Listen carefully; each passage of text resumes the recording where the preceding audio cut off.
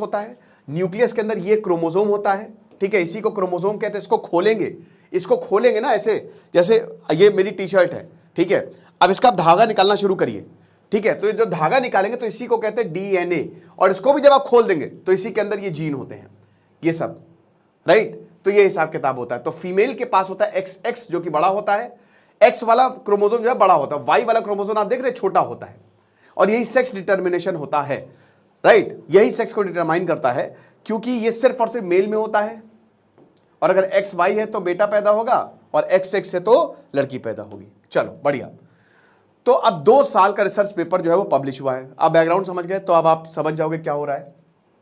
National academy of science ने इसने बताया गया कि स्पाइनी रैट वो एक नई उसमें एक न्यू मेल डिटरमाइनिंग जीन आ गया।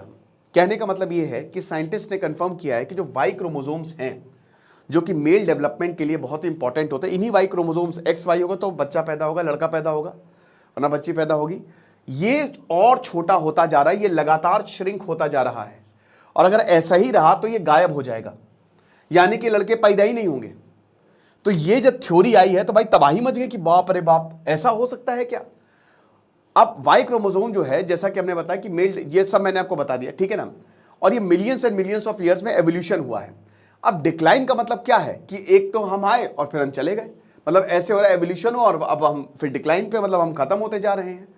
तो फ्यूचर ऑफ ह्यूमन क्या होगा, राइट भाई, अगर खाली औरतें पैदा होंगी तो रिप्रोडक्शन हो ही नहीं सकता, यानी कि सभी खत्म हो जाएंगे, मेल और फीमेल का होना बहुत ज़्यादा ज़रूरी है। तो ये बताते हैं जो स्पाइनी रैट्स हैं उन्होंने ऑलरेडी एक नया मेल डिटरमाइनिंग जीन डेवलप कर लिया है, जिसकी वजह से शायद इंसान और इवॉल्व हो जाए, यानी कि माइट बी पॉसिबल कि बिना आदमी के ही बच्चा पैदा होने लगे, या आदमी अलग तरीके से हो, जीन फैक्टर है ना भाई, जीन। तो आप देख सकते हैं ये फादर मदर है, ठीक है, ये फादर का 44 प्लस XX भाई 23rd पेयर ऑफ क्रोमोसोम, और 44 प्लस XX मतलब मदर का है, सॉरी, इसमें जो औरतें होती हैं उनमें X क्रोमोसोम होता है, और इसमें आखिरी वाला क्रोमोसोम Y क्रोमोसोम होता है।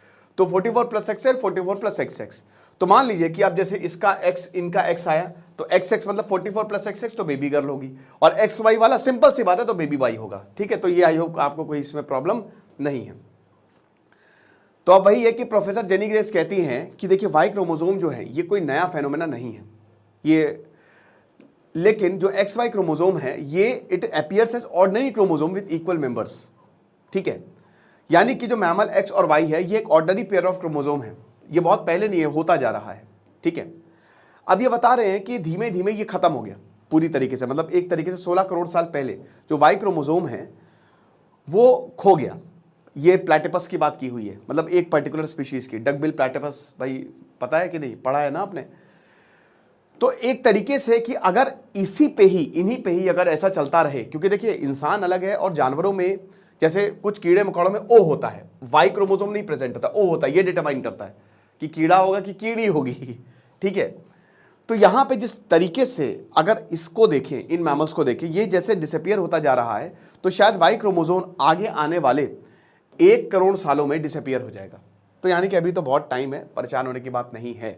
तो एक नए एरा को जन्म देगा और सेक्स डिटर्मिनेशन अलग होगा, और ये ऑलरेडी स्पाइनी रैट्स में हमको देखने को मिल रहा है।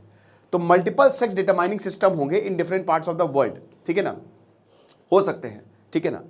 और एक तरीके से sex gene, this could be the war of sex gene, जिसकी वजह से नई स्पीशीज आ सकती है। कितनी कमाल की बात है, मतलब शायद इंसान ऐसा रहेगा ही नहीं जैसा आज हम देख रहे हैं, है ना।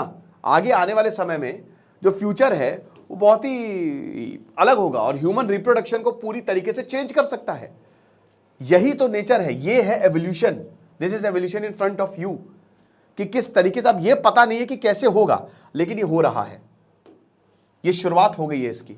तो साइंटिफिक कहते हैं कि भाई ये पॉसिबिलिटी को हम रिकॉग्नाइज कर रहे हैं, देख रहे हैं, और देखते हैं इस पे और ज़्यादा हम रिसर्च कर रहे हैं।